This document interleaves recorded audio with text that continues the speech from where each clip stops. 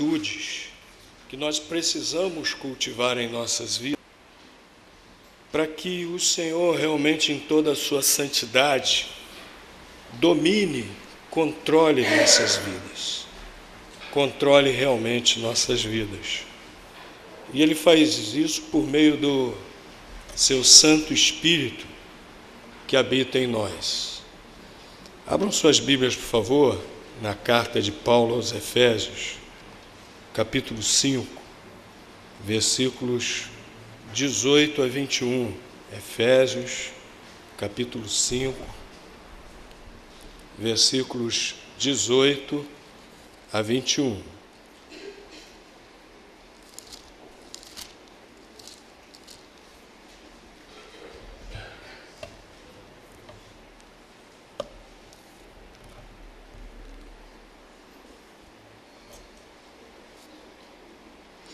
A palavra de Deus diz assim: e não vos embriagueis com vinho, no qual há devassidão, mas enchei-vos do Espírito, falando entre vós em salmos e hinos e cânticos espirituais, cantando e salmodiando ao Senhor no vosso coração, sempre dando graças por tudo a Deus, o Pai, em nome de nosso Senhor Jesus Cristo, sujeitando-vos uns aos outros no temor de Cristo.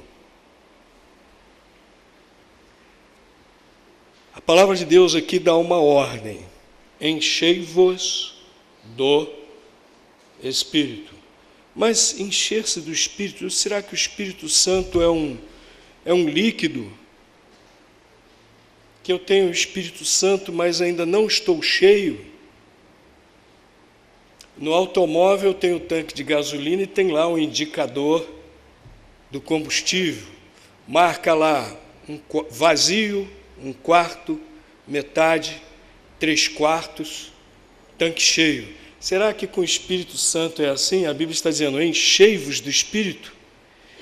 O Espírito Santo não é um líquido.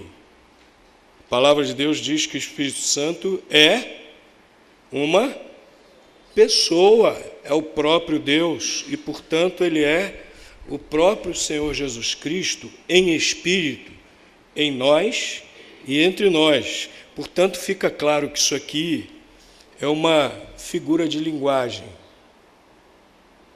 Mas o que significa essa figura de linguagem? Enchei-vos do Espírito. Significa que nós devemos ser completamente controlados. O Espírito Santo deve tomar conta de todas as áreas de nossa vida. A presença do Espírito Santo em nós deve preencher todas as áreas da nossa vida. É isso que quer dizer. Todos nós recebemos o Espírito Santo de Deus no momento em que nós nos entregamos a Cristo. Está na Bíblia. Algumas pessoas, alguns grupos evangélicos, creem que primeiro nós nos convertemos a Cristo. E aí vamos orar, vamos nos santificar, e depois disso vamos receber o Espírito Santo, vamos receber o batismo no Espírito Santo. Nós não cremos assim. Nós cremos conforme está na palavra de Deus. João capítulo 7, versículo 39. Ora, isto ele disse, ele Jesus, está se referindo a Jesus. Ora, isto ele disse a respeito do Espírito que haviam de receber os que nele crescem, pois o Espírito ainda não fora dado, porque Jesus ainda não tinha sido glorificado. O próprio apóstolo João, que escreveu esse Evangelho de João, interpretou, inspirado por Deus, as palavras de Jesus. Ele inspirou dessa maneira, ele interpretou dessa maneira, que o Espírito Santo seria dado aos que crescem. No momento em que nós cremos em Jesus de todo o coração, que ele realmente é Deus, se fez homem, veio, morreu na cruz, sofrendo o castigo dos nossos pecados, e eu creio nele de todo o coração, coloco minha fé nele totalmente para perdão dos meus pecados, para minha salvação, no momento em que eu tomo essa decisão, que eu creio dessa maneira no Senhor Jesus Cristo, eu tenho o Espírito Santo que o Senhor Jesus Cristo prometeu, né, habitando em mim. E mais, olha o que o apóstolo Paulo diz lá em Romanos, capítulo 8, na segunda parte do versículo 9. Romanos, capítulo 8, a segunda parte do versículo 9. Mas, se alguém não tem o Espírito de Cristo, esse tal não é dele. Se alguém não tem o Espírito de Cristo, o Espírito Santo, esse tal não é dele. E o apóstolo Paulo prossegue e declara que a presença do Espírito Santo em nós é o selo, é a garantia da nossa salvação. Então, quando alguém se converte ao Senhor Jesus Cristo, imediatamente o Espírito Santo de Deus vem habitar nele. E o Espírito Santo, ele quer controlar toda a nossa vida. A palavra de Deus deixa muito claro que nós precisamos ser totalmente submissos a Deus. Como nós acabamos de cantar, veja o Senhor alto e sublime, reinando no trono do meu ser. A palavra de Deus deixa isso muito claro, que nós precisamos nos submeter totalmente a Deus e, portanto, deixar que o Espírito Santo de Deus controle a nossa vida totalmente. Agora, o que é necessário para isso? O que nós podemos fazer para cooperar com a atuação do Espírito Santo de Deus, nos controlando e nos usando para os elevados propósitos de Deus? O que nós podemos fazer para cooperar nesse caso? Vejam aí o versículo 18, a primeira coisa está aqui muito claro. O apóstolo Paulo diz assim: não vos embriagueis com vinho no qual há devassidão, mas enchei-vos do Espírito. Quem vive no pecado, na devassidão, obviamente não vai ser controlado pelo Espírito Santo de Deus. Há uma lei da física que a gente pode usar de ilustração para entendermos bem isso. Há uma lei da física que diz que dois corpos não ocupam o mesmo espaço ao mesmo tempo. Uma lei da física super elementar, né? Então, se você está com um recipiente cheio de um líquido e você quer que aquele recipiente seja ocupado por um determinado pó, o que você tem que fazer? Você tem que tirar aquele líquido para colocar aquele pó. E vice-versa, se você quiser fazer a operação contrária. Do ponto de vista espiritual, isso também se aplica. O Espírito Santo só ocupa os espaços da nossa vida se nós tiramos o pecado, para ele poder ocupar espaço. Se nós queremos ser controlados pelo Espírito Santo de Deus, portanto, nós precisamos nos santificar. Vejam que aqui no versículo 18, apóstolo Paulo coloca em contraposição, em contraste, em oposição direta, a embriaguez e a devassidão contra ser cheio, ser controlado pelo Espírito Santo. São duas coisas opostas e ou você faz a opção pelo pecado ou você faz a opção por ser controlado pelo Espírito Santo. Então, portanto, meus irmãos, nós precisamos liberar o espaço tirar os trastes, tirar a coisa velha. Há uma síndrome, não, esqueci o nome, o acumulador. Esqueci o nome que dá. Os especialistas em psicologia me ajudem. É aquele que tem aquela compulsão por acumular coisas. É um transtorno? É um transtorno, né? É um transtorno que causa essa compulsão de acumular. Uma vez eu vi uma reportagem na TV sobre um homem que tinha esse transtorno, essa compulsão, e a casa dele era um verdadeiro depósito de lixo. Verdadeiro depósito de lixo. Ele encheu a casa dele de trastes. A casa dele não tinha espaço para nada, mal tinha espaço para andar. Ele encheu a casa de lixo. Meus queridos, pecado é assim. E a Bíblia diz que pecado chama pecado. A gente deixa um pecado, não confessa a Deus, não se arrepende, continua com aquele pecado, daqui a pouco chama outro. E a casa fica cheia de traste, fica cheia de lixo.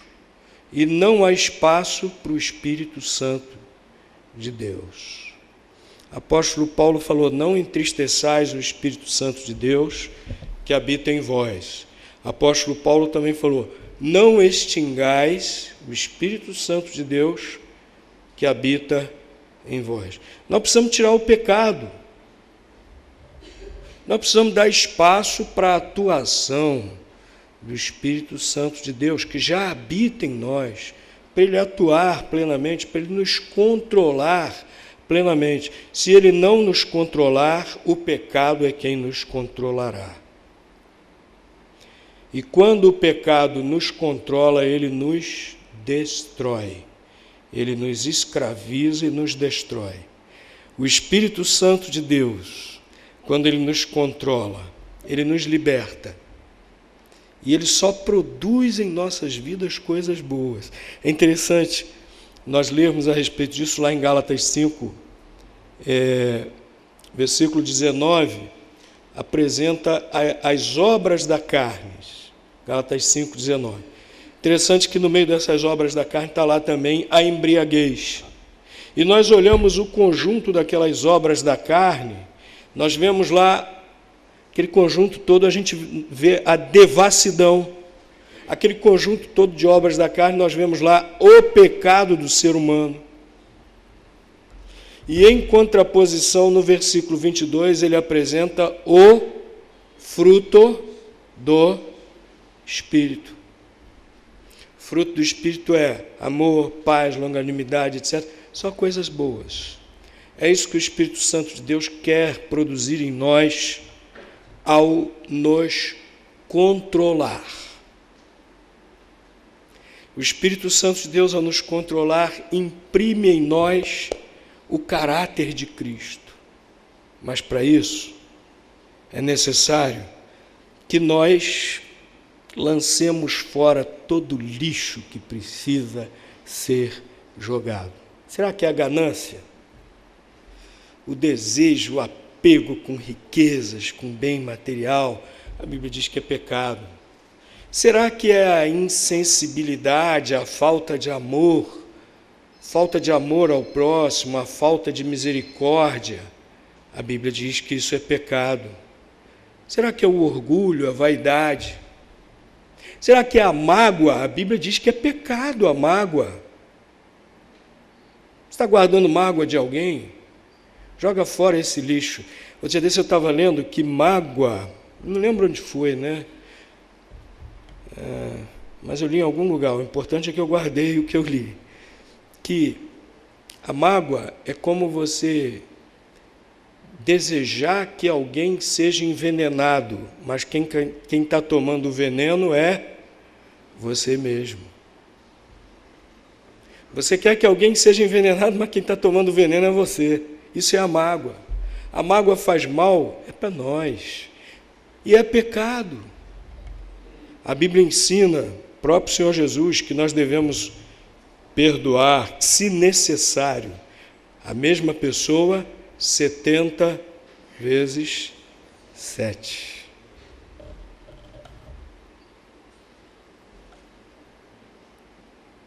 Às vezes nós estamos agarrados assim, às vezes até somos assim, temos um pouco de vaidade espiritual, né? Às vezes começamos a nos olhar no espelho. Você é um cara muito espiritual, né? Me olha assim no espelho, você é um cara muito espiritual. Você já leu a Bíblia trocentas vezes. Você ora todos os dias. Você não falta um culto da igreja. Tudo isso é muito bom, tudo isso é muito edificante, né? Mas às vezes nós vamos deixando que a vaidade espiritual tome conta de nós, e muitas vezes não estamos olhando para aquele lixinho que está virando um lixão e que nós precisamos jogar fora da nossa vida.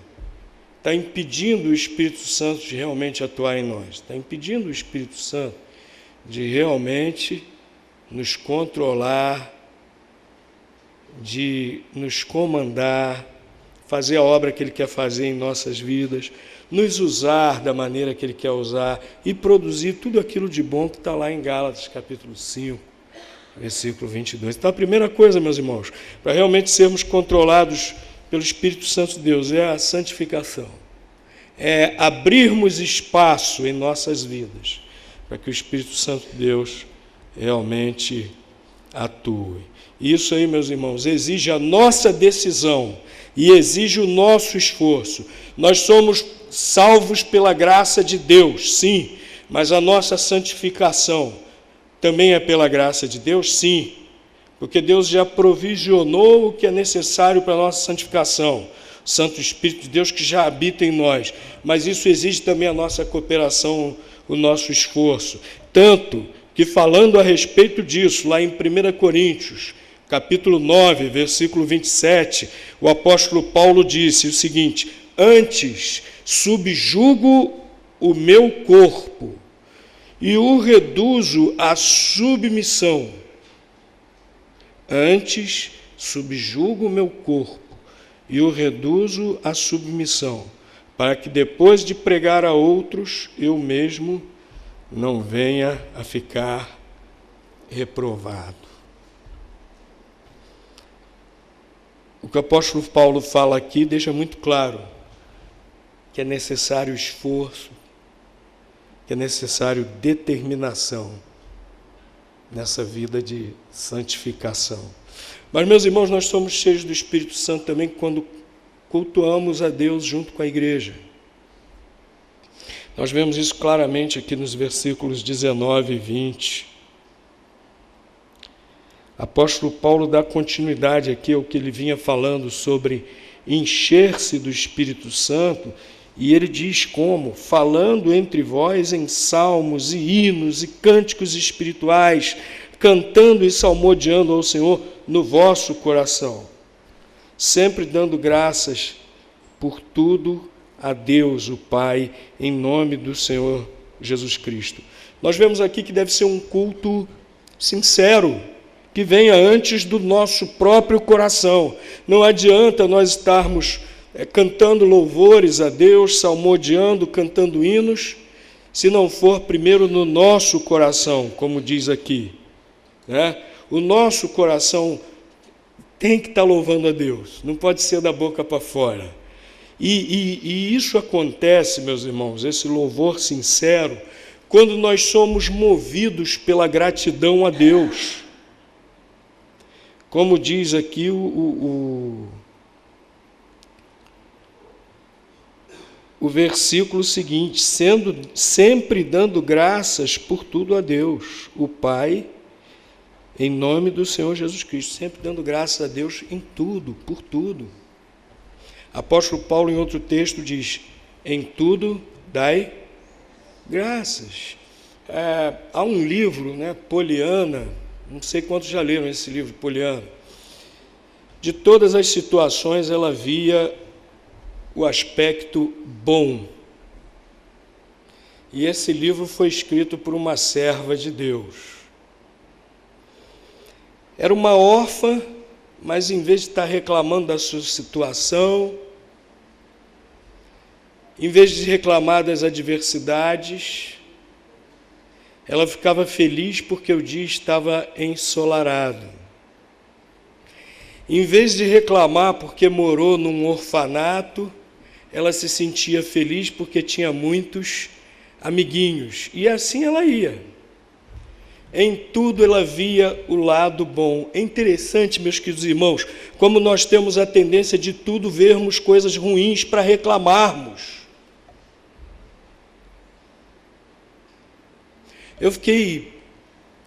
Uma das coisas que me impactou muito em Cuba foi ver a alegria, a gratidão nos corações dos crentes lá em Cuba. Eles não têm nada lá.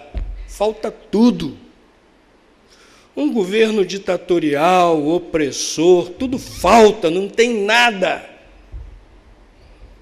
E quando eu digo nada, é nada mesmo. Você tem 5, 6 camisas no armário ou até mais. O cubano tem 1, 2 camisas. E assim, surradinhas, né? Você tem um carrinho assim que já está ficando meio velho e você já fica assim meio chateado pensando o que vai fazer para trocar por um novo. Os cubanos não têm carro novo nem velho. Quem tem um carrão daquele 1950 e pouco, são lindos, eu até tirei algumas fotos, né? Quem tem um carrão daquele 1950 e pouco lá em Cuba é considerado um cara rico. Ele tem um carro.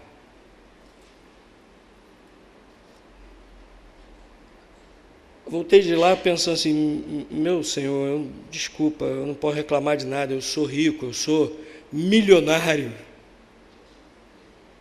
Meus irmãos, mas como aqueles crentes são agradecidos a Deus, porque tem o pão de cada dia. Que conseguem trabalhar e Deus abençoa o seu trabalho e eles conseguem ter o pão de cada dia. Fazem uma horta no quintal e criam animais e trocam entre si e conseguem desse jeito ir enriquecendo a sua alimentação. E que alegria eles têm de nos receber em suas casas e repartir o pão com o irmão e oferecer o que tem de melhor. E olha, a comida é muito gostosa. É temperada com amor de verdade, não é com aquele pozinho da propaganda da televisão, não, é com amor de verdade. E como eles são agradecidos a Deus, como eles louvam. Vocês entram num lugar assim, pensa que tem 300 pessoas cantando, você entra lá, são 30. Coração cheio de gratidão a Deus. Porque o que há de mais valioso, mais importante, eles já têm. Jesus Cristo no coração. Meus irmãos, nós temos tido gratidão a Deus, ou nós estamos como meninos mimados, reclamando de tudo. Ah, meu Deus, eu queria isso e não tenho. Ah, meu Deus, eu peguei uma gripe. Ah, Senhor, não sei o quê. Ah, Senhor. Meus irmãos, o verdadeiro louvor, a verdadeira adoração vem lá do fundo de coração, realmente agradecido a Deus por tudo que Ele tem nos proporcionado. Teve um irmão aqui que uma vez no culto de oração falou assim: pastor, eu agradeço sempre a salvação. É o que eu tenho de mais valioso. O restante que Deus tem me dado é lucro. Devemos ser os corações assim, meus irmãos, cheios de gratidão a Deus. É isso que nos move realmente a cultuarmos a Deus, a adorar a Deus com louvor, com adoração que vem realmente lá do coração, que realmente é sincero. Não é formal, mas é sincero. E, meus irmãos, nós vemos também que esse culto aqui não é um culto individual, não, que o apóstolo Paulo está se referindo, é o culto comunitário, é o culto de natureza comunitária, não é um individual, é o culto da igreja reunida. Por que nós sabemos disso? Porque ele está usando o plural, não o singular.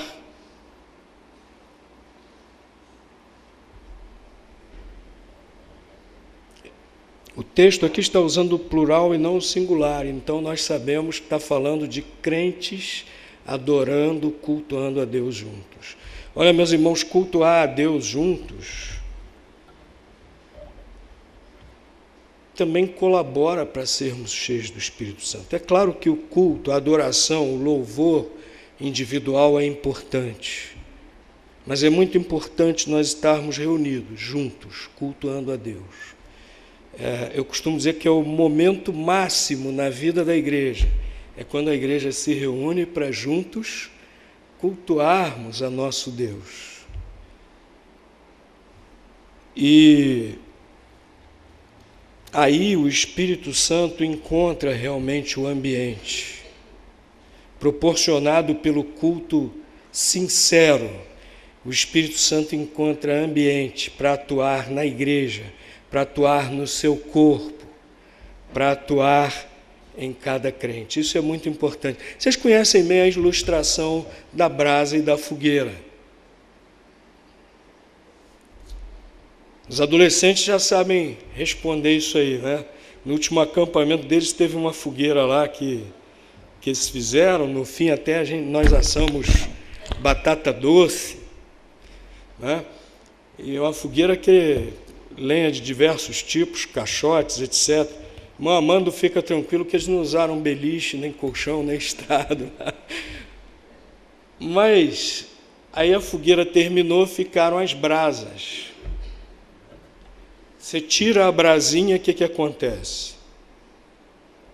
O que acontece com a brasinha? Apaga, vai enfraquecendo, enfraquecendo, está longe das outras. Aí você pega a brasinha, bota lá de novo. Ela pode ser até que tenha apagado. Você coloca lá de novo, junto das outras, ela vai, daqui a pouco ela está vermelhinha de novo, e vai, daqui a pouco está lá uma brasa viva de novo, junto com as outras. Assim é o corpo de Cristo, meus irmãos. E assim é o culto ao Senhor.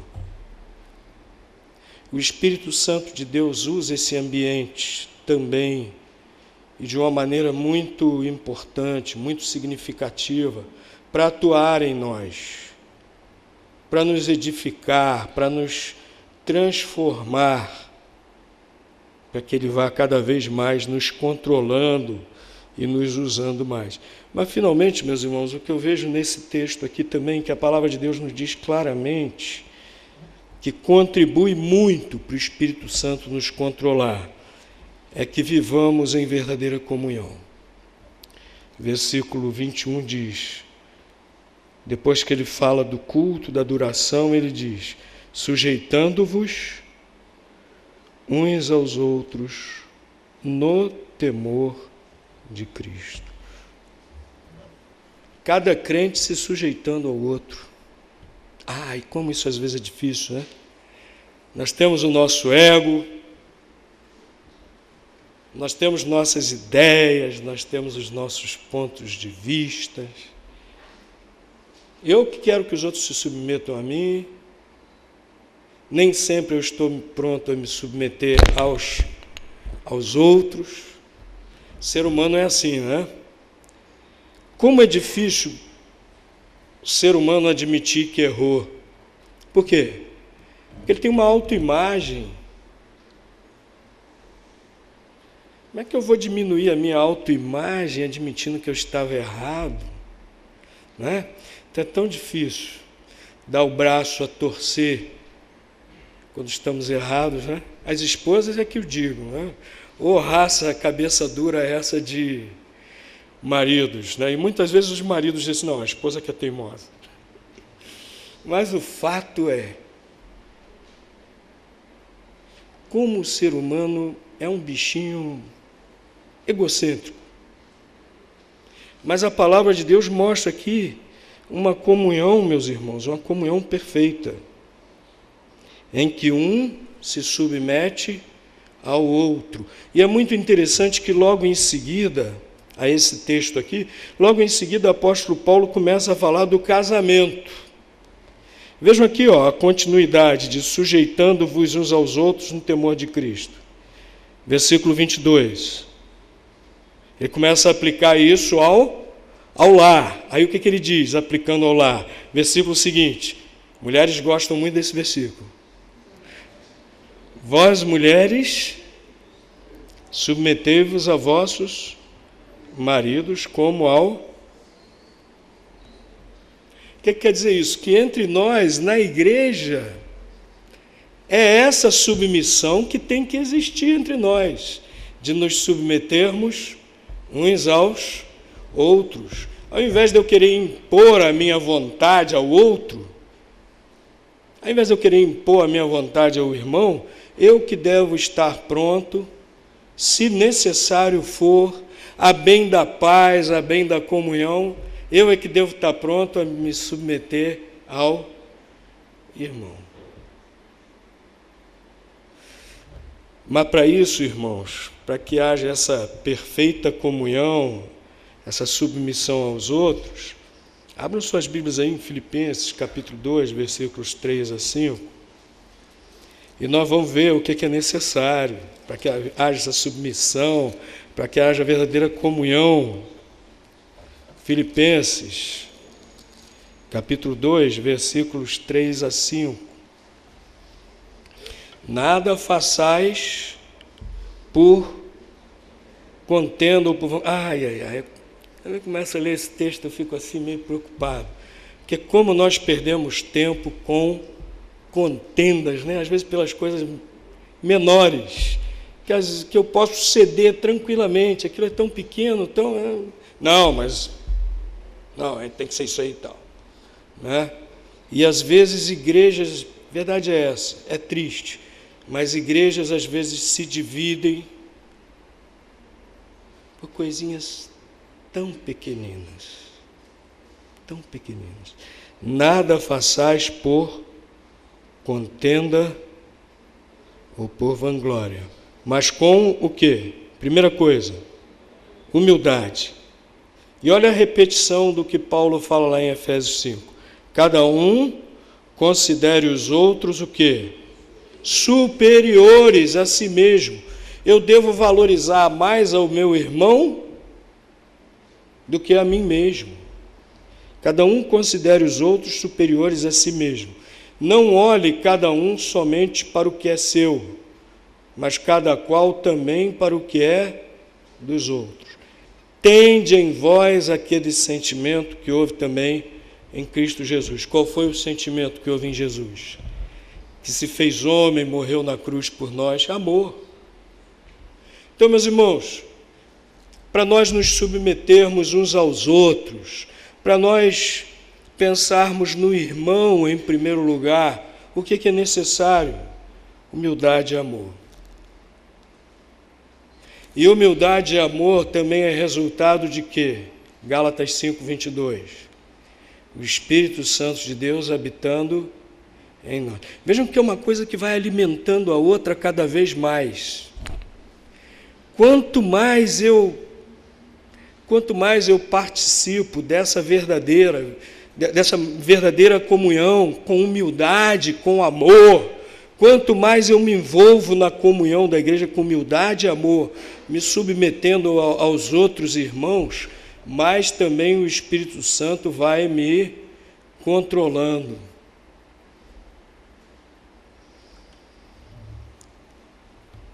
Então, meus irmãos, nós precisamos viver nessa perfeita comunhão para que o Espírito Santo possa agir em mim, para que o Espírito Santo possa agir em você. Eu preciso abrir mão do meu ego, você precisa abrir mão do seu ego. Eu preciso ser humilde, eu preciso amar, o irmão precisa ser humilde, precisa amar, para termos uma verdadeira comunhão e o Espírito Santo então haja plenamente em nossas vidas. Para terminar, irmãos, vamos voltar aqui ao versículo 18. O que acontece quando alguém se enche da bebida alcoólica? Além dessa questão da devassidão, ficar sem freios. Por que ela fica sem freios? Justamente porque ela não é mais controlada. Quem controla ela é a bebida. Mas enchei-vos do Espírito. A ideia então qual é? Que o Espírito também deve nos controlar totalmente. Entregar o controle ao Espírito Santo de Deus. Faz de conta que você está dirigindo o carro. Carona está do teu lado. Você não sabe o caminho direito, o carona sabe. O que você faz? Óbvio, se o carona tiver carteira de motorista, você vai dirigir. O que você faz? Por favor, vamos mudar de lugar. Precisa ser assim em nossas vidas. Precisamos ser completamente controlados, dirigidos pelo Espírito Santo de Deus. Para isso, precisamos nos santificar. Para isso, precisamos realmente cultuar a igreja. Cultuar junto com a igreja. Precisamos viver em verdadeira comunhão. Vamos fazer propósito, vamos viver dessa maneira mais e mais. E Ele nos controlará cada vez mais. Precisamos entregar a nossa vontade ao Espírito Santo de Deus.